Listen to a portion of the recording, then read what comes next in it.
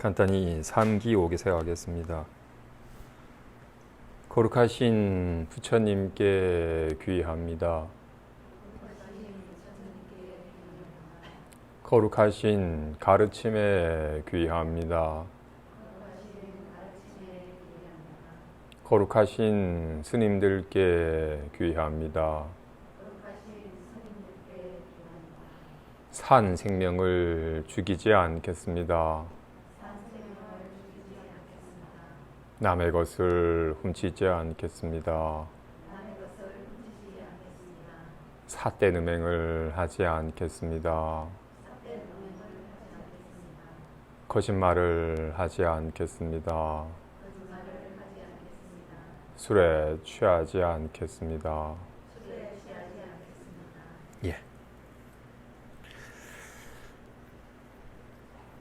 며칠 전에 한적한 시골에서 그냥 텃밭이나 가꾸면서 조금 한가하게 지내시는 좀 나이가 많으신 사제스님이랑 한 차로 모임에 갔다가 돌아오는 게 이런저런 얘기를 나누게 되었어요.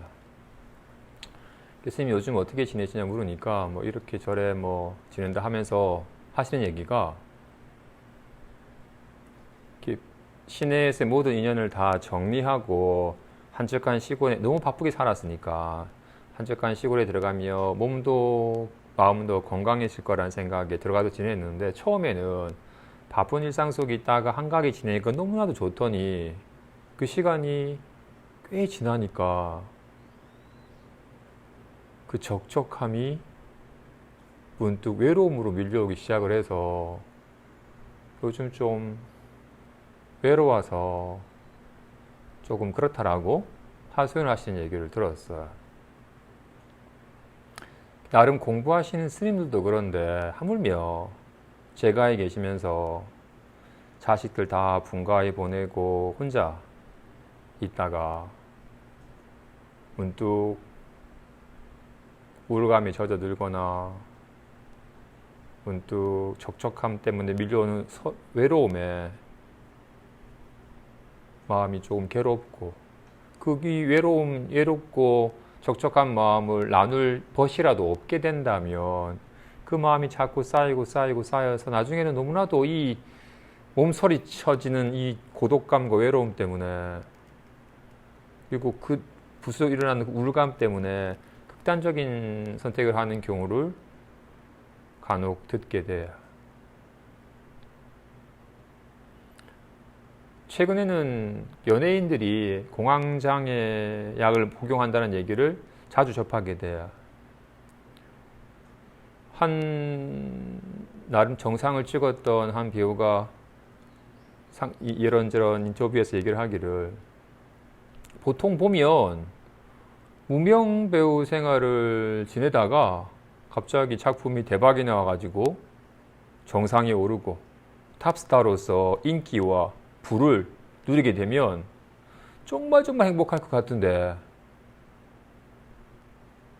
정상에 오른 이에게 오는 압박감, 자기 이름을 믿고 투자한 투자자에게 손실을 줄 수 있다라는 작품이 실패하게 되면 나 하나만 바라보고 있는 사람들에 대한 이 짓누른 압박감과 또 스트레스 때문에 엄청난 압박감과 스트레스를 받는데요.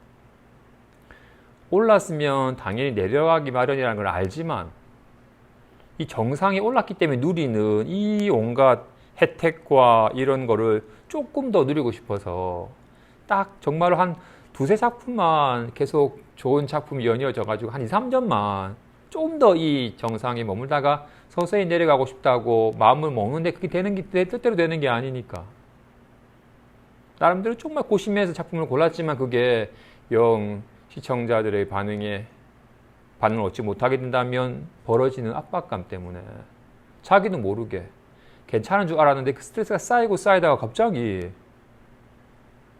많은 사람들 앞에 올라가는 자리에서 갑자기 막 숨이 가빠지고 호흡이 안 돼가지고 죽을 듯한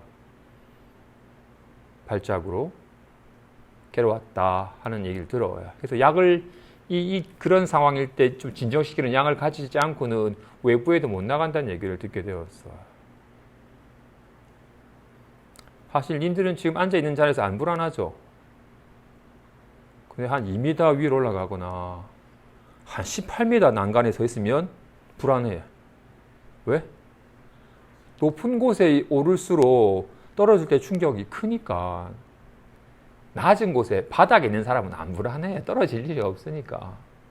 근데 오르면 오를수록 그 떨어짐의 충격 때문에 불안하고 걱정이 들게 됩니다.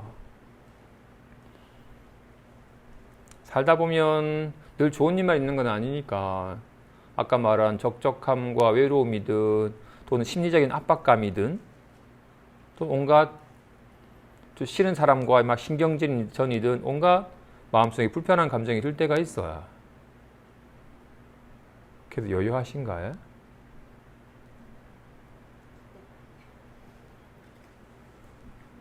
여전히 인연 따라 드러나는 그런 생각이나 기분에 의지한 삶을 살고 그 기분이 진짜인 줄 알고 산다면 그 기분 따라 괴롭고 시달리고 빨리 좋은 기분이 들려고 애를 쓰고 애써도 안 되면 또 짜증나고 그러면 더욱더 애를 쓰고 하는 악순환이 벌어질 수 있어요. 예전에 미혹했던 손이 막 좋아하고 막 찡그리고 막 좋아하고 막 짜증내다가 부처님 가르침을 들었어요. 일체유의법, 염원황포용, 여러 영영적 응장요시관, 일체유의법은 다 꿈과 같고 환과 같고 물거품과 그림자 같고 번개불과 같으니 이와 같이 관할지니라 라고.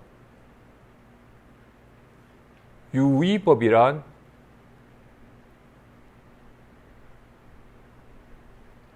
자귀함이 있는 법이니까 지을 수 있는 법이에요. 주먹은 지을 수 있어요. 그렇기 때문에 보자기도 지을 수 있어요. 애쓰면 이룰 수 있는 법이에요. 그런데 무의법은, 함이 없는 법은 주먹은 나타낼 수 있고 사라지게 할 수 있는데 손은 사라지게 할 수가 없어요. 나타나게 할 수도 없어요. 이미 늘 드러나 있으니까. 다른 말로 이걸 유의법이나 무의법이라 말할 수 있고 또는 주먹은 손을 말미암아 있는 거예요. 보자기도 손을 말미암아 있는 거예요. 말미암아 있는 것은 허망한 거예요. 있는 것 같지만 사실 주먹이 있고 가위가 있고 있는 것 같지만 사실은 다 손을 말미암아 있는 것이라서 손이 있지 않으면 있지 않는 거라서 손을 말미암아 잠깐 나타난 바일 뿐 환과 같은 것이고 실체가 없는 것입니다. 그지? 하지만 말미암아 있는 것은 말미암은 것은 진실한 거야. 모든 온갖 게 이로 말미암은 것이기 때문에. 그래서 이 말미암은 것이 진실한 거예요.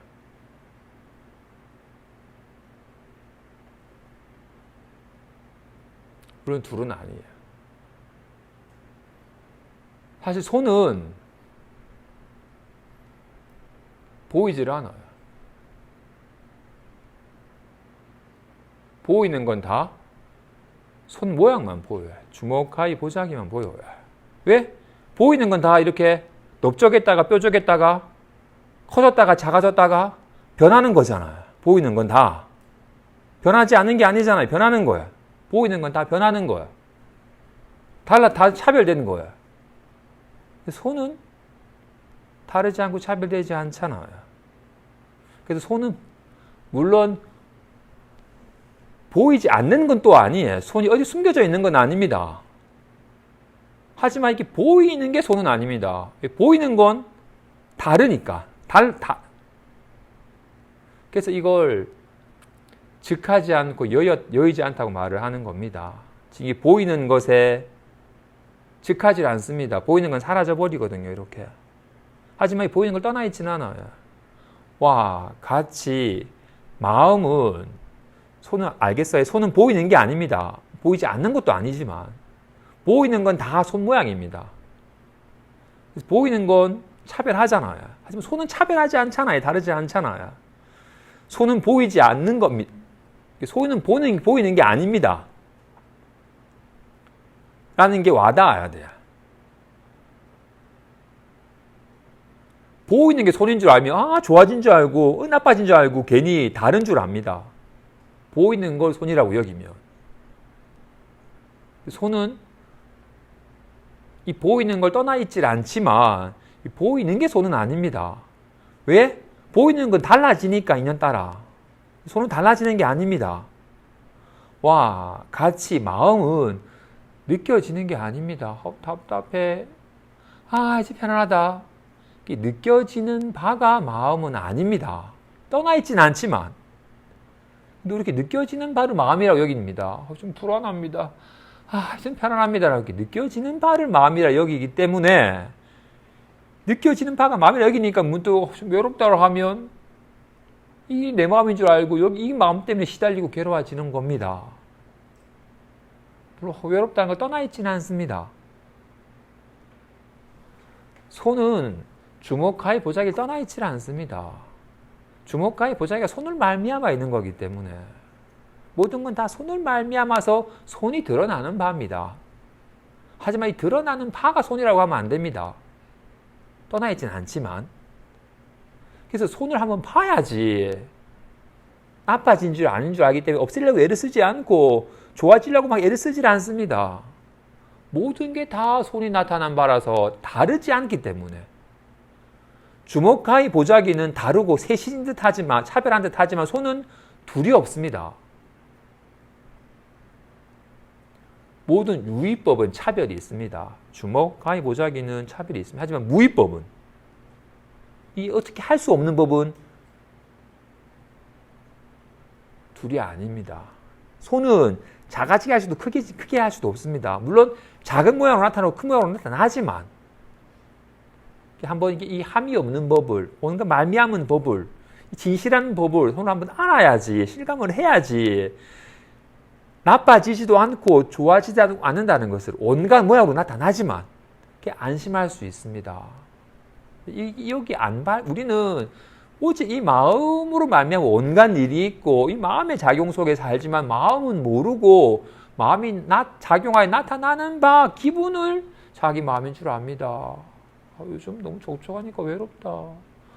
외로움 때문에 내가 좀 괴롭다라고 나타난 바 마음 상태를 내 마음에 여기는 이상 우리는 늘 인연 따라 드러나는 모양에 시달리고 또 그렇기 때문에 내가 즐기고 좋아하는 모양이 되려고 애를 쓰고 늘 그동안 손이 자신을 잊어버리면 애를 씁니다. 손은 무의법인데 자신은 유의법인 줄 알면, 하트가 된 줄 알고 욕이 된 줄 알면 손을 잃어버리면 애를 씁니다. 하트가 되려고, 욕이 되지 않으려고. 손은 무의법이라서 어떻게 할 수 있는 게 아닙니다. 손은 작아질 수도 없고 커질 수도 없고 좋아질 수도 없고 나빠질 수도 없는 건데 자신을 잃어버리고 무의법이 자신인 줄 알면 안 사라지게 하려고 애를 쓰고 나타나게 하려고 애를 쓰고 애를 쓰게 됩니다. 손을 모르기 때문에 애를 쓰는 겁니다. 손은 달라질 수가 없기 때문에 애쓸 수가 없습니다. 손은 다른 것이 될 수가 없기 때문에 애를 쓸 수가 없어요. 근데 손이 자신이 주먹인 줄 알면 보자기가 되려고 애를 쓸 수 있습니다. 손은 자신을 잊어버리기 때문에 자꾸 이 허망한 거를 실제인 줄 알고 주먹하에 보자기가 있는 건 줄 아는 것처럼 좀 불안합니다. 불안 없애고 싶다는 얘기는 마음을 전혀 모르는 사람의 자세입니다. 불안함 없애고 싶습니다. 불안함을 자기 마음이라 여기기 때문에 불안한 마음 상태가 돼서 괴롭다고 여기고 빨리 이건 없애버리고 편안한 상태가 되고 싶다고 애를 쓰는 겁니다. 모든 중생들은 객진을 주인공이라 여기기 때문에 손님을 손님인지 모르고 손님을 주인처럼 여깁니다. 답답함이 자기 마음이라고 여기고 삽니다. 그래서 늘 인연 따라 드러나는 기분에 시달리고 인연 따라 드러나는 기분을 쫓고 삽니다. 정상에 올라서 누리는 기쁨을, 온갖 인기와 즐거움을 좀 더 느끼고 누리고 싶고, 근데 이것이 사라질까 불안함에 시달리고 떨어질까 두려워하고,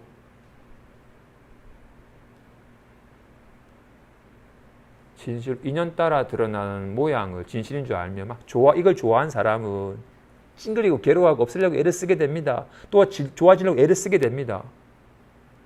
무엇이 실제하고 무엇이 실제한지 모르게 되면, 미혹하면 좋아진 줄 나빠진 줄 좋았다가 괴로웠다 하는 허망한 삶을 삽니다. 이런 삶은 나빠질까 두려워지고 좋아지려고 애를 쓰고 사라질까 걱정하는, 늘 근심 걱정이 그치지 않는 삶입니다. 진실을 실감하지 못하면 결코 안심할 수가 없습니다. 안타깝게도 우리는 온갖 걸 놔두지만, 온갖 걸 느끼지만 느껴지지 않는, 온갖 걸 알지만 알 수가 없는, 우리는 이렇게 보고 듣고 느끼고 아는 데 익숙해 있기 때문에, 왜 얘가 하트가 된 줄 알고 욕이 된 줄 알고 커지지 작아진 줄 알고 착각한 이유는 뭐예요? 보이는 것이 진실이라고 여기기 때문이에요. 커진 것 같잖아요. 작아진 것 같잖아. 주먹이 된 것 같고 보자기가 된 것 같잖아. 하트가 된 것 같잖아요.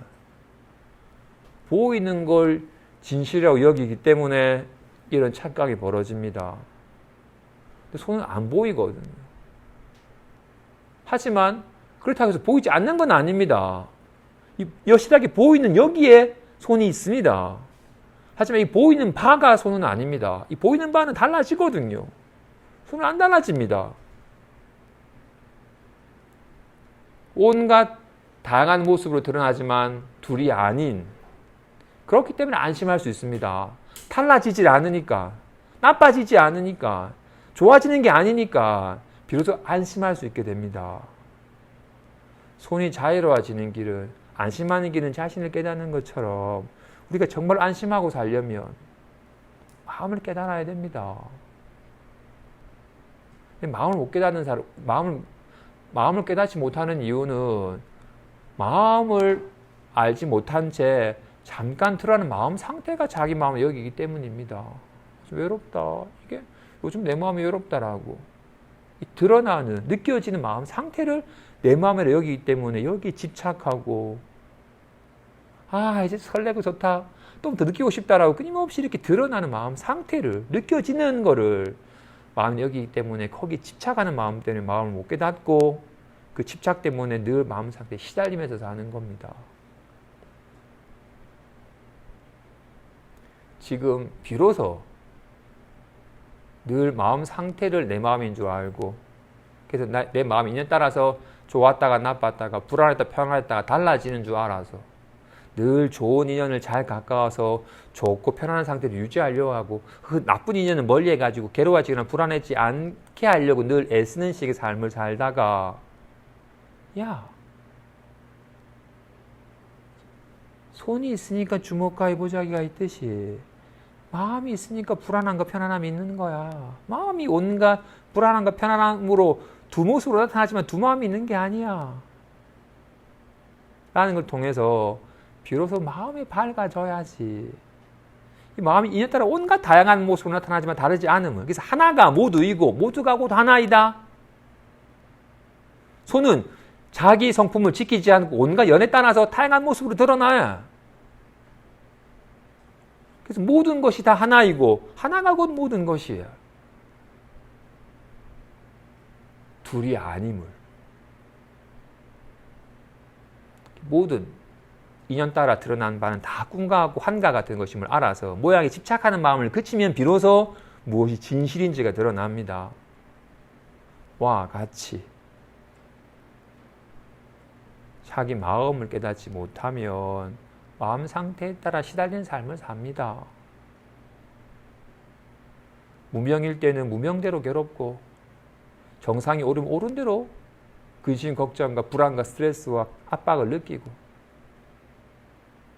떨어짐 속에서 괴롭고, 올라가는데 괴롭고, 늘 인연 따라 드러나는 기분과 마음 상태에서 자유로워질 수가 없습니다. 진실로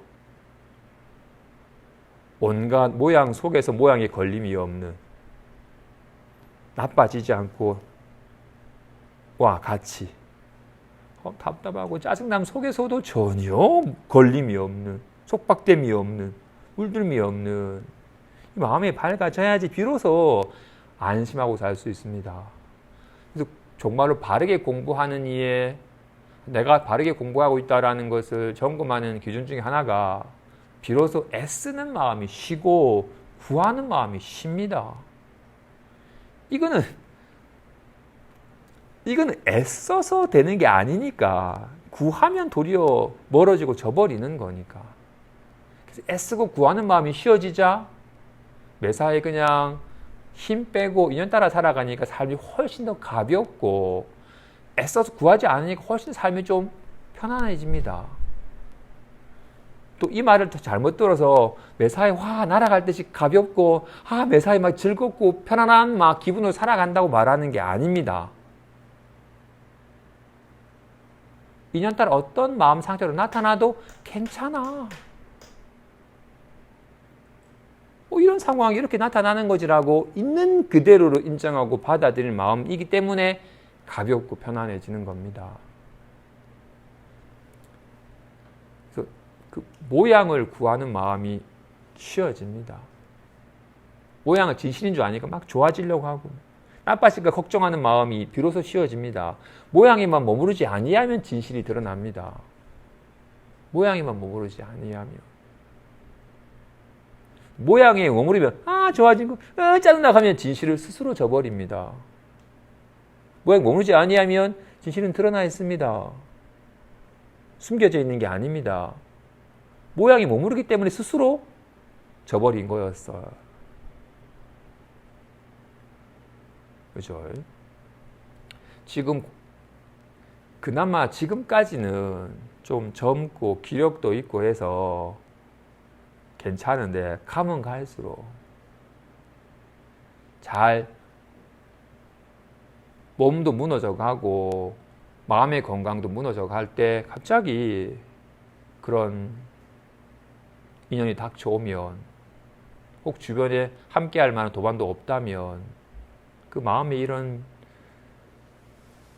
마음의 짐을, 마음의 부담과 압박과 스트레스를 함께 얘기해서 펼쳐 보이듯 직접 내관에서 관하여서 이것이 환과 같은 것임을 깨닫는 지혜가 없으면 시달리다가 괴로워지게 됩니다. 그러니까 지금부터 마음에 힘을 길러서 갑자기 우울감이나 외로움이나 뭔가 압박감이 나타난다 하더라도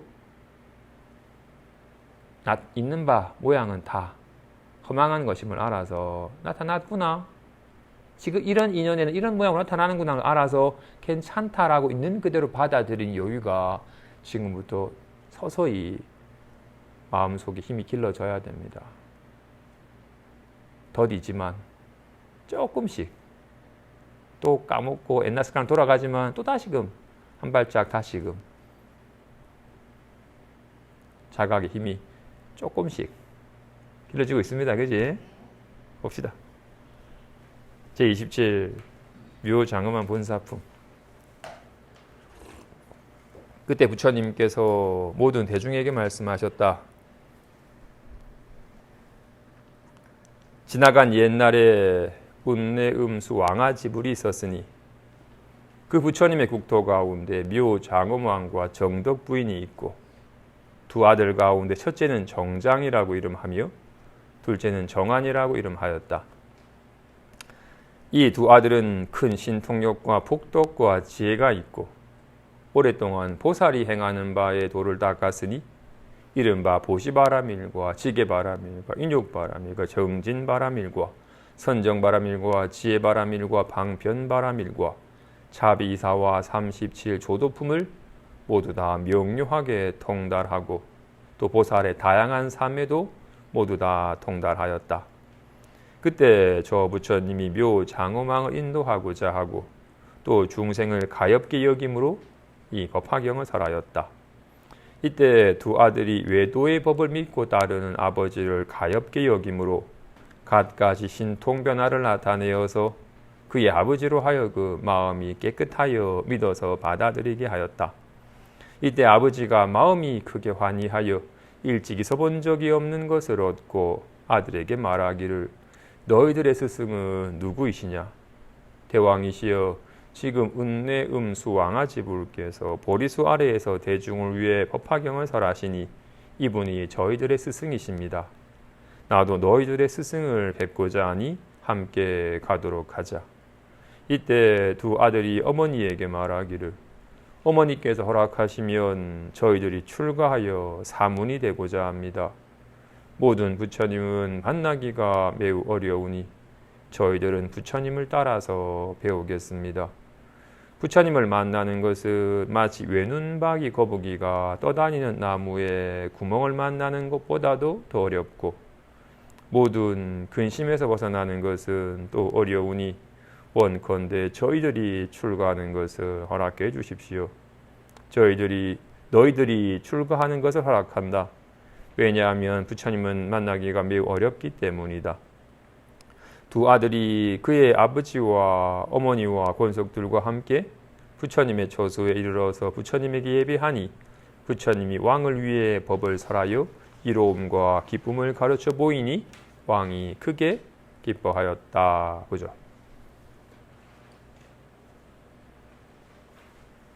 그 불교 가르침 중에서 인생난득, 불법난봉, 사람으로 태어나는 것이 참 어렵고 사람으로 태어나더라도 불법을 만나기가 또 어렵다. 게다가 불법을 만나더라도 불법을 깨달아서 모든 근심에서 벗어나는 것은 또 어렵다. 3대 난득이라고 합니다.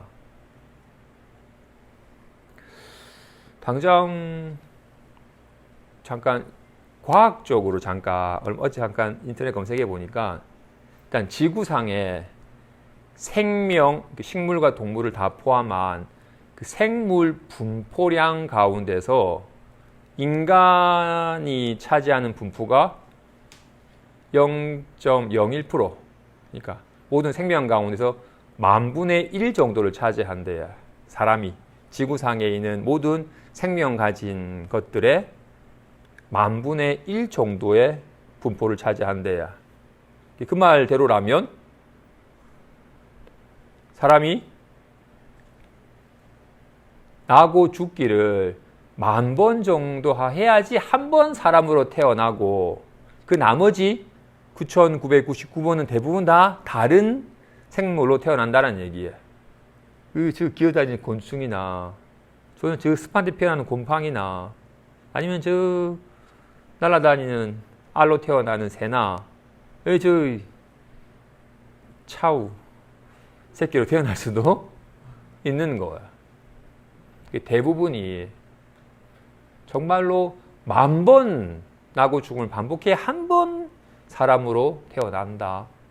근데 혹 사람으로 그렇게 어렵게 사람으로 태어났다 하더라도 아프리카 같은 곳 태어난다면 불법을 만날 수가 없어요. 보지도 듣지도 못해요. 다행히 그나마 우리는 사람 몸 받아서 이 대한민국에 태어났고, 근데 어떻게 대한민국에 태어났다 하더라도 너무게 사는 게 빠듯해서 막 야간에도 막 일을 해야 되고 주야로 먹고 사는 거에 시달리게 되면 불법을 만나기 어렵고 만나도 관심을 갖기 어렵습니다. 이 얘기를 흔히 불교적으로는 대부분의 중생들은 다 그리고 욕심내고 막 성내고 싸우고 하기 때문에 악업을 많이 지어서 대부분이 다 사막도, 지옥, 악의 축생 같은 사막도에서 늘 괴로움을 겪기 때문에 인간으로 태어나기 어렵다. 또 게다가 천상에 태어나도 불법을 만나기는 어렵답니다. 좀 의아해, 그지? 아니, 뭐 지옥이야 너무 괴로우니까. 좋아, 이제 이 얘기를 좀 현실적으로 살펴봅시다. 뭐 사막도나 천상은 모르겠으니까 일단 당장 아까 말한 것처럼 정말로 막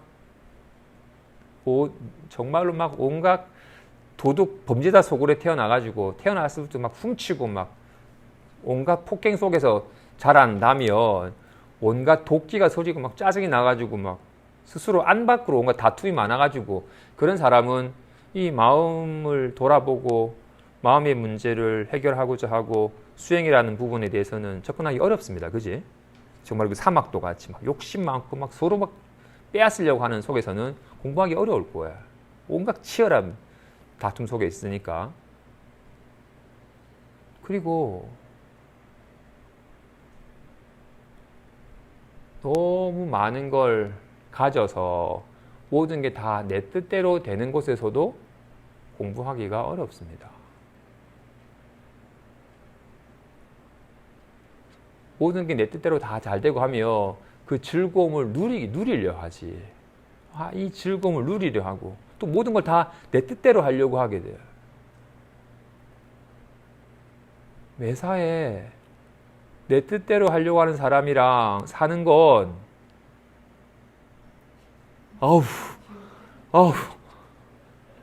매일 내가 먹고 싶은 거 먹어야 되고 내가 가고 싶은 거 가야 돼. 모든 거 다 내 뜻대로 하는 사람이랑 있으면 어떻게? 같이 사는 사람도 괴롭지만 사실 왕과 같은 이도 모든 거 내 뜻대로 할 수는 없습니다. 그지? 근데 기본적으로 내 뜻대로 되는 게 많으니까 모든 거 다 내 뜻대로 하려고 하는 사람은 괴로워요. 주변이 다 너 그거밖에 안 되냐고 늘 못났고 이상한 사람만 가득하게 돼요. 내 뜻대로 하고 내 뜻이 옳다고 여기게 되면. 근데 많이 가진 사람은, 많은 권력을 가진 사람은 그런 성향을 갖기가 쉬워요. 내 뜻대로 해서 내 뜻대로 뭔가 되면 그 즐거움을 누리려 하고 어떻게 늘 생각으로 자기가 바라는 바를 그리고 바라는 바를 이루어가지고 바라는 바를 누리려고 하는 계속 모양에 천착하는 마음이 강해서 인연 따라 드러나는 모양은 허망한 거야. 있는 것 같지만 있는 게 아니야. 실체가 없고 잠깐 나타난 모양이 붙인 가명일 뿐 환과 같은 것이야 라는 것을 관하려고 하는 마음을 내지 않습니다. 아까 당장 외롭다 또는 불안하다는 기분이 들 때는 이것이 괴로우니까 가르침을 들으면 이거 인연 따라 잠깐 나타난 거니까 실체가 없는 거야. 헛거야 잘 봐라고 하면 이것이 나를 괴롭게 했기 때문에 이걸 한번 관찰해서 헛거내라고 속바로 벗어나려고 하는 마음을 내게 됩니다. 근데 인연 따라서 뭐 벅참과 막 설레임과 짜릿함이 느껴지면 이거 좀 더 느끼고 싶지. 이것이 헛거라고 이것이 나의 헛거라고 관하려는 마음을 안 냅니다. 이 모양을 더 집착하여 이걸 더 누리려 하게 되지. 모양이 환과 같은 것임을 관하려는 마음을 내지 않기 때문에 공부의 길에 접어들기 어렵습니다. 너무 다툼이 많아도 공부하기가 어렵고 여유가 없으니까 막 부하 지르고 막 때리고 상처 주기 때문에 정말은 사막도 같은 곳에 태어나면 진짜 공부에 인연을 맺을 기회가 없습니다. 반면에 천상같이 너무나도 기쁨과 즐거움이 많아도 그걸 즐기게 바빠가지고 보현보살 보니까 보현보살 품에서 사경 열심히 하면 도리천에 태어나가지고 태어난 순간 수많은 천녀들이 와서 옷에 화관을 씌워주고 막 맞이하면서 음악을 주면서 한대. 너무 즐거워가지고 띵가띵가 놀게 바쁠 거야. 어떻게? 진실로 사람은 받기 어렵고 사람은 만나도 불법 만나기 어렵고 불법을 만나도 불법을 깨달아가지고 온갖 근심에서 벗어나는 것은 또 어렵습니다.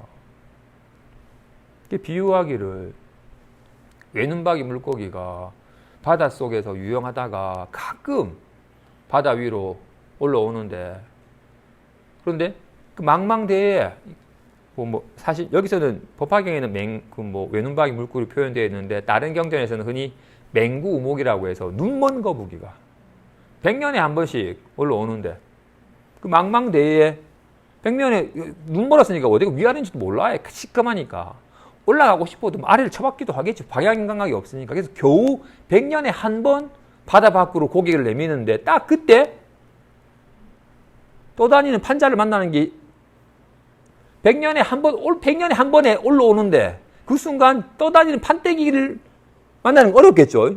그냥 판때기도 아니고 구멍난 판때기를 해가지고 구멍난 판때기에서도 그 구멍에 목이 딱 끼는 거는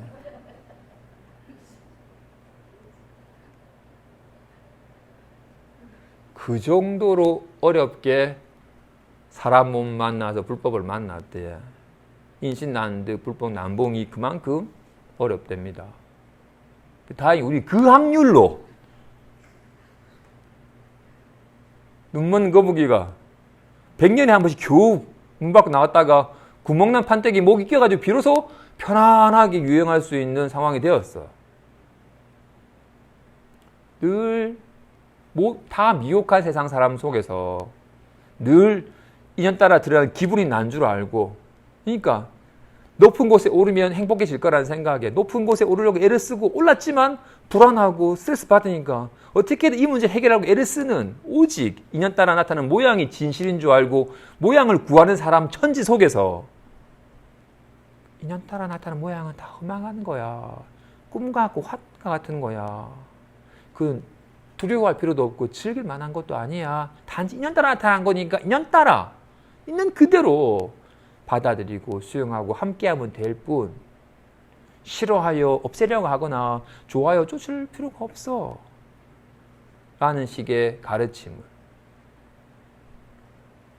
애쓰지 않아도 인연 따라 드러나는 삶, 인연 따라 드러나는 거기 때문에 실체가 없는 것이기 때문에 좋아하고 싫어함 없이 인연과 함께하는 삶에 대한 가르침을 듣고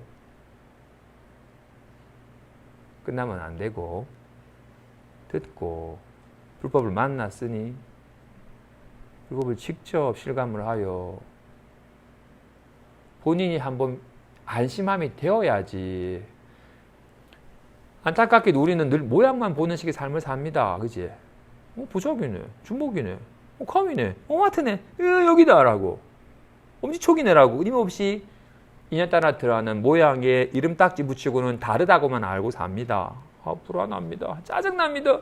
아싸 신납니다 라고 온갖 인연 따라 드러나는 모양에 이름딱지 붙이고는 그것이 실제냐 여기고서 구하는 삶을 삽니다.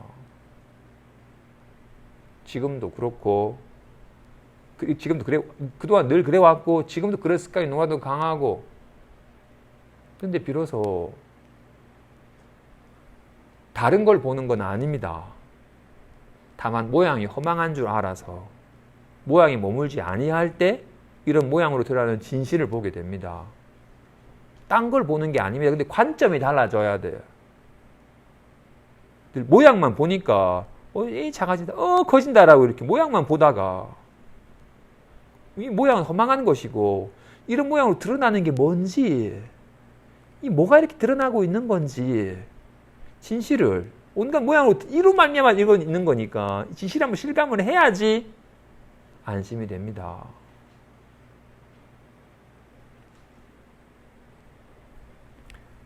진실로 이건 알겠어요, 그죠? 이로 말미암아 이게 있는 겁니다, 그지?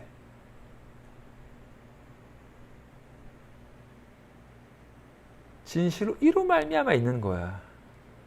이런 찡그린 얼굴도 하하 웃는 얼굴도 하하라는 웃음소리도 이런 말도 외롭다도 이로 말미암아 있는 거야.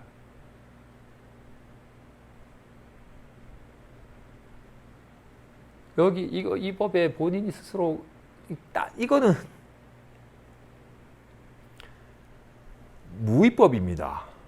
손은 무위법입니다. 손은 어떻게 할 수가 없는 법입니다. 손은 작기도 할 수 없고 크게 할 수도 없습니다. 어떻게 할 수가 없어. 왜?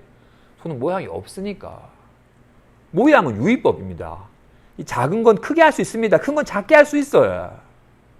손 모양은, 유의법은. 근데 손은 어떻게 할 수가 없습니다. 이거는 나타나게 할 수도 없고 사라지게 할 수도 없습니다. 늘 있으니까. 그 마음은 어떻게 할 수 있는 게 아닙니다. 어떻게 해야 되는 게 아닙니다. 여기 밝아져서 여기 익숙해져야 됩니다. 우리는 여기에 어둡고 여기 안 익숙하고 어떻게 모양에 익숙하고 모양이 늘 모양을 추구하는 마음의 습관이 너무나도 강합니다. 그래서 모양이 괜히 아무 문제 없건만 모양 지시한 줄 아니까 막 좋아하고 찡그리고 괜히 모양 다 시달리는 겁니다. 반드시 여기 밝아져야 됩니다. 그죠? 진짜로. 이런 말을 듣고서 흘려버리지 말고 본인 직접 한번 사유해봐야. 난 정말로 사람은 막 진짜 사람은 어렵게 어렵게 받았고 정말로 불법 어렵게 만났으니 이 어렵게 만난 기회에서 불법을 깨달아야겠다라는 마음을 내고 있는지, 아니면 오늘 어떻게 시간은 보내지? 뭐 재밌는 드라마 없나?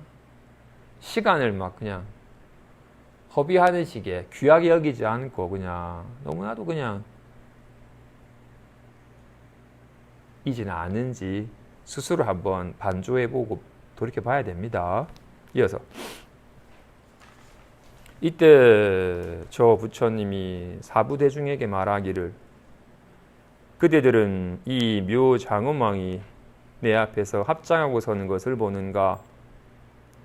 이 왕이 나의 법 가운데서 비구가 되어서 부지런히 힘쓰고 닦아 익히며 부처님의 도법을 돕다가 부처님이 되어서 살아 수왕불이라고 불릴 것이다.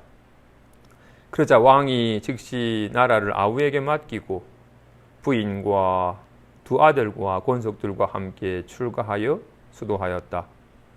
왕이 오랜 세월 동안 부지런히 정진하고 묘법 연화경을 닦아 익힌 연후에 일체 정공덕 장엄 삼매를 얻으니 곧장 부처님에게 아뢰기를, 세존이시여, 저의 두 아들이 저의 삿된 마음을 바꾸어서 부처님의 법 가운데서 편안하게 살게 하고 부처님을 뵙게 하였습니다. 이 두 아들은 저의 선지식이니 숙세의 선근을 일으켜서 저를 이롭게 하고자 함으로 와서 저희 집안에 태어난 것입니다.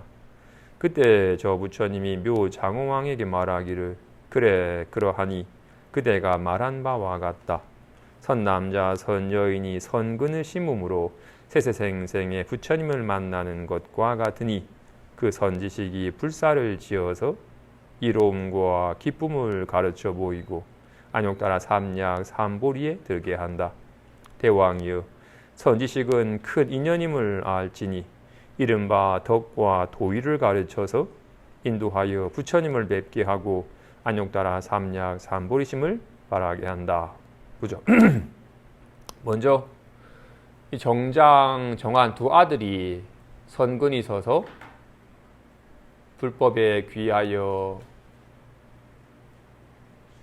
발심을 하였고, 아버지도 불법과 인연을 심어줬고, 그리고는 이렇게 어렵게 만난, 정말 부처님 만나는 것은 참으로 어려우니 부처님을 만났으니 내가 정말 전적으로 부처님에게 출가하여 부처님과 함께하면서 이 법을 깨달아서 이 법에 밝아져서 스스로 자유로워지고 남들도 자유롭게 해주는 삶을 살고 싶습니다라고 출가하여 사문이 되기를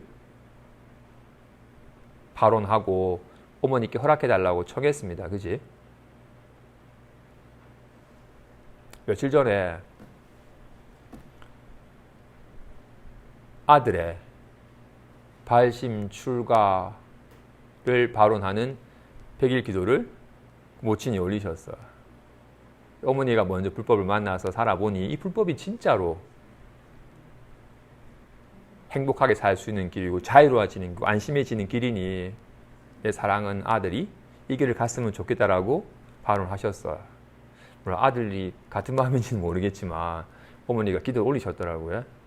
기도 제목 보고 이런 기도 제목은 처음이라서 다시 한번 봤더랬어요. 님들은 어때?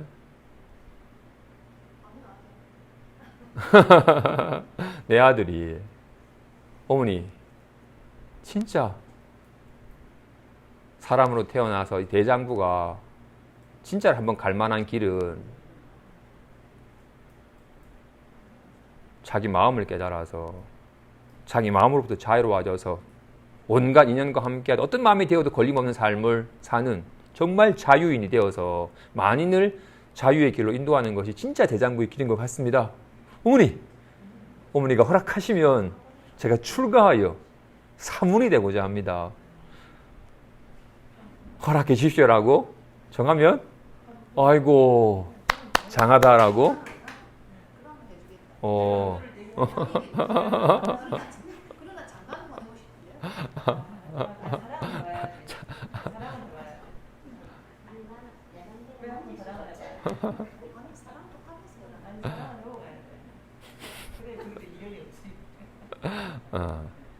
제가 지금은 이거 가물가물한데 아직 저는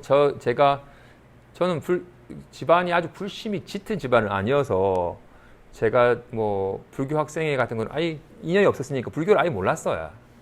그냥 동네에 있는 할아버지 스님이나 받고 왜냐면 너무 향 냄새 너무 짙어가지고 좀 흔쾌하지 않았지. 이렇게 절과 불교에 대해서는 전혀 인연이 없던 사람이었어.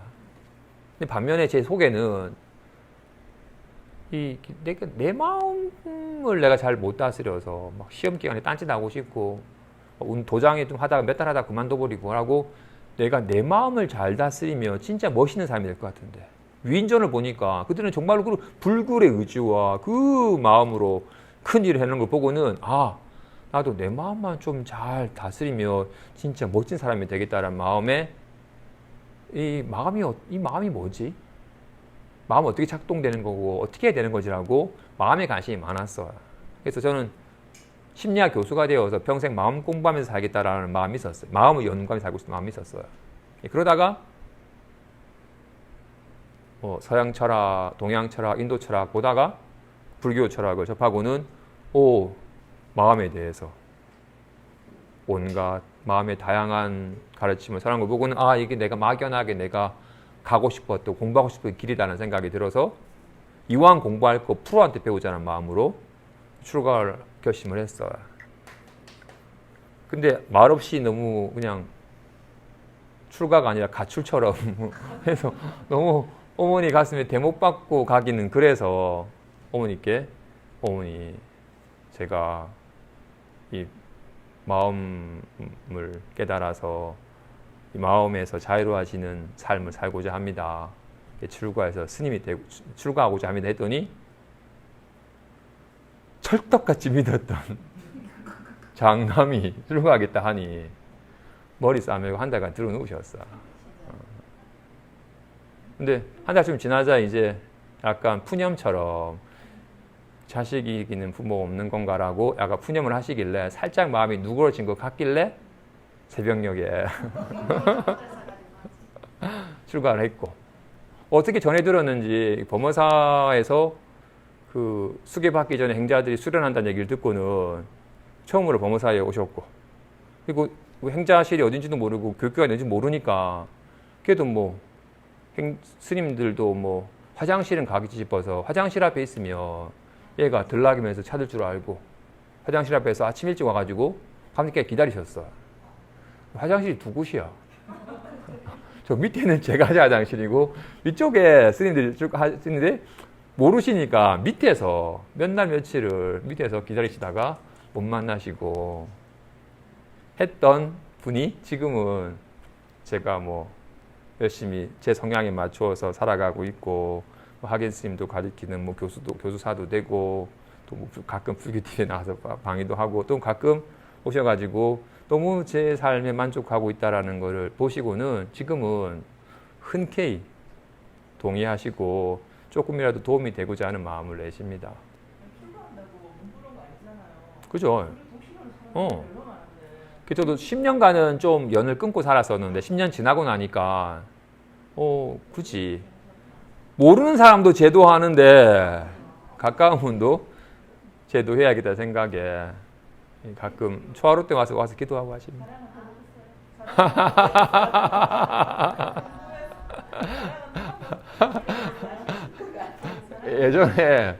예전에 강원 3학년 때 강사 스님이 보산 스님은 사랑을 해봤나요?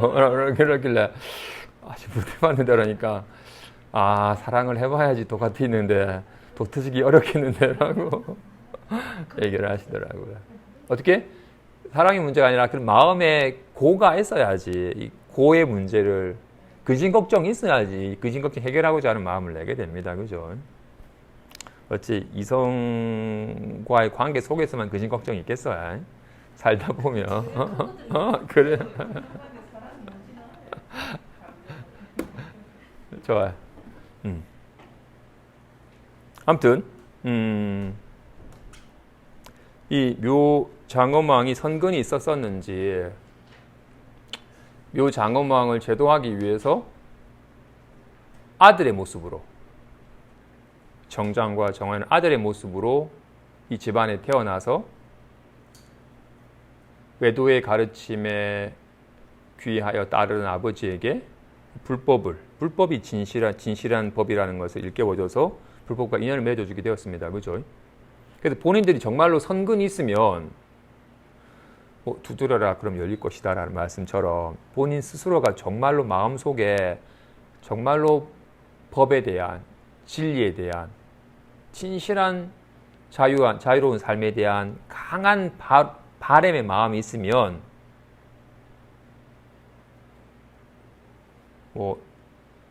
스승의 모습이든 부부의 모습이든 친구의 모습이든 심지어 자식의 모습이든 불교 TV든 유튜브든 각각의 인연으로 본인이 정말로 진실한 법과 인연 맺을 수 있는 연을 만나게 됩니다. 물론 본인 스스로가 선근이 있어야 됩니다. 마치 땅에 씨앗을 심어줘도 비를 만나지 못하면 싹이 안 납니다. 근데 비가 내려도 씨앗을 안 심어 놓으면 싹이 안 납니다. 그와 같이 그런데 밭에 씨앗을 심어 놨으면 적절할 때 비가 내리면 싹이 나서 열매를 맺는 것과 같이 마음밭에 이런 법에 대한 진실한 진리에 대한 간절한 발심의 마음이 심어져 있으면 적절한 인연이 될 때 선지식이든 도반의 인연을 통해서 이런 발심의 마음이 지혜의 깨달음의 싹과 열매를 맺을 연을 만나게 됩니다. 그것이 때로는 어떤 분인 경우에는 아까 말한 그런 가슴 아린 사랑과 이별의 고통으로 속썩이는 자식의 모습으로 또는 먼저 법에 대한 관심을 가지고 어머니 이런 법이 있습니다라고 도리어 법을 전하는 인연으로든 다양한 인연으로 본인이 정말로 선근이 있고 마음에 발심에 대한 강한 씨앗 종자가 있으면 그런 선지식의 인연이 이어지게 됩니다. 진짜 선지식 인연이 사실 제일 중요해요. 불법을 만나도 그냥 정말로 눈 밝은 선지식이 아닌 강사인 경우에는 그냥 불교 철학처럼 온갖 철학처럼 불교를 접할 수 있어요. 사성제니 팔정제니 그냥 이론적인 얘기로 교리로만 그냥 이거 정말 체계적이고 좋구나라고 하는 교리일 뿐이지 직접 이 가르침이 내 삶의 모습으로 내 마음의 작용으로 내 마음의 문제를 해결하여 내 마음이 밝아지는 쪽으로 살아있는 삶으로 이것이 거듭 살아나지 못하게 할 수 있어요. 원래는 그런 법인데 세월이 지나면서 직접 깨달음을 실감하신 분들은 사라져가고 말만 남아있게 되면 말만 공부한 사람은 말만 전하게 되니까 그래서 저도 초기에는 그런 선지식 인연이 없어서 그냥 게다가 출가 자체가 불교를 접한 계기가 깨달으신 스님의 자유로운 삶의 모습을 보고 출가한 게 아니라 불교 철학이 불교 심리 철학이 마음에 대해서 설해놓은 이 불교의 심리랑 불교의 이 마음에 대한 가르침이 너무나도 좋아서 사실 심리학적으로 불교를 공부를 관심을 가졌으니까 불교를 배우러 출가한 거니까 교학적으로 불교를 접했어요. 그래서 처음에는 이런 선적인 가르침은 수수께끼 같은 말이고 이거 뭔데? 라고 여기고 또는 법학인 가르침은 이거는 SF 소설이고 그냥 대단히 과학적이고 책이고 철학적인 가르침이 와닿고 그 가르침이 재밌고 그 가르침을 추구했더랬어요. 근데 한계가 있죠. 그런 지적인 가르침과 철학적인 사유를 통해서 얻어지는 가르침 한계가 있죠. 근데 다행히 제 속에 그런 진리에 대한 강한 발심의 마음이 있었던지라 이런 걸 해결되지 않은 허전함이 있었고, 그러다가 점차 조금씩 이런 것들이 조금 가르침들이 소승에서 시작되었다가 대승의 가르침으로 절에 덮여져 가게 되고, 그러다가 눈 밝은 어른들의 한마디 말씀과 도반과의 탕마나, 그럼 요즘에 뭐 유튜브에는 달라이라마든 뭐 수많은 어른 스님이들 또는 다른 총림에 계신 수많은 방장스님의 가르침도 언제든 접할 수 있게 되니까, 그런 살아있는 어른들의 가르침이 내 속에 있던 죽어있던 그냥 말로만 글로만 남아있던 가르침들이 점점 살아서 일어나게 되고 직접 내 삶의 문제를 해결하는 살아있는 약으로 작용이 되면서 내가 좀 자유로워지기 시작을 했어요. 이제 서서히, 이제 조금 안목이 트이고 조금 안심함이 되고 조금 마음의 습관이 바뀌어가게 되고, 여기서 계속 마음의 습관이 자꾸 바뀌어가는 쪽으로 가야 되는데 또 뭔가 또 좀 세상적인 일에 또 신경을 쓰게 되고 또 뭔가 집착하는 거리가 생기게 되면 또 모양을 추구하는 마음이 또 되면 또 모양에 또 시달리게 되고, 다시 또 모양을 추구하는 습관이 발동되는 걸 아니까, 괴로워진다는 걸 아니까 다시 있는 그대로 법에 대한 관심으로, 법에 대한 안목으로 밝아지면 점차 집착이 옅어져 가고 구하는 마음이 쉬워져 가고 다시금 뭔가 모를 가벼움과 편안함으로 전환이 되니까, 공부는 자기 마음을 단번에 마음에 대한 안목이 트이고는 점차 익숙해져 가야 됩니다. 우리는 마음에는 안 밝고 마음 상태에 익숙해 있으니까 마음 상태를 실제로 여기고 마음 상태에 시달리고 마음 상태를 추구하는 식의 모양을 추구하는 마음이 너무나도 강렬하기 때문에 한번 마음 상태가 허망한 것임을, 마음이 진실한 것임을, 마음의 작용으로 드러나는 바라는 걸 알아서 한번 깨닫고는 점차 온갖 작용하여 드러나는 마음 상태 속에서 둘이 아닌 마음에 점차 익숙해져서 온갖 다양한 마음 상태로 나타나더라도 아무 문제 없음을 점차 실감하는 식으로 삶의 습관이 점차 저절로 바뀌어가는 겁니다. 이어서 묘장엄왕이 말하기를, 세존이시여, 지금까지 아직 한 번도 있어 본 적이 없습니다. 열애의 법은 불가사의한 미묘공덕을 충분히 갖추어 있고 행할 바를 가르치고 경계하며 편안하고 좋습니다. 세존이시여, 저는 이제 다시는 스스로 마음의 작용을 쫓지 않고 삿된 견해와 교만함과 성냄과 모든 나쁜 마음을 내지 않겠습니다. 고 하였다. 부처님께서 대중에게 말씀하시길, 어떻게 생각하는가? 묘장엄왕이 어찌 다른 사람이겠는가? 지금의 화덕보살이고 그 정덕부인은 지금의 광조장엄상보살이며 그 두 아들은 지금의 야광보살과 약상보살이다. 그죠? 그죠? 지금 묘장엄왕 본사품에서 등장하는 부처님은 운내음수왕아집을 무량한 아승직업 전에 출연하셨던 부처님이 그 나라에 살던 묘장엄왕과 그의 부인인 정덕부인과 그의 두 아들인 정장과 정안이라고 하는 한 가족에게 법을 설하여 그들에게 깨우침을 준 겁니다. 그렇죠? 묘장엄왕이 비로소 이 법화경의 가르침을 듣고 연꽃 속 진흙탕 속에 피지만 진흙 물들이 아닌 연꽃처럼 온갖 인연 따라 드러나는 온갖 마음 상태와 함께하되 어떤 마음 상태도 물들음이 없는 묘한 마음에 대한 당체를 깨닫게 되었어요. 그러자 말합니다. 희존이시여, 지금까지 아직 한 번도 있어 본 적이 없는 법입니다. 그동안 저는 오직 불안함과 편안함, 즐거움과 괴로움, 기쁨과 슬픔, 온갖 인연 따라 드러나는 마음 상태만이 진실한 줄 알고 그것을 추구하고 그것에 의지했었는데, 사실 그것은 다 인연 따라 나타나는 것이기 때문에 실체가 없는 것임을, 환가 같은 것임을 알아서 비로소 그 환가 같은 것에 집착하는 마음을 그치자 비로소 지금껏 한 번도 있어 본 적이 없는 법을 비로소 깨달았습니다. 그동안 주먹가에 보자기만 있는 줄 알았는데 비로소 한 번도 있어 본 적이 없는 법을 깨달았습니다. 주먹가에 보자기는 얘들 잠깐 나타나는 것일 뿐 실체가 없는 허망한 이름만 있을 뿐 실체가 없는 것임을 알았습니다.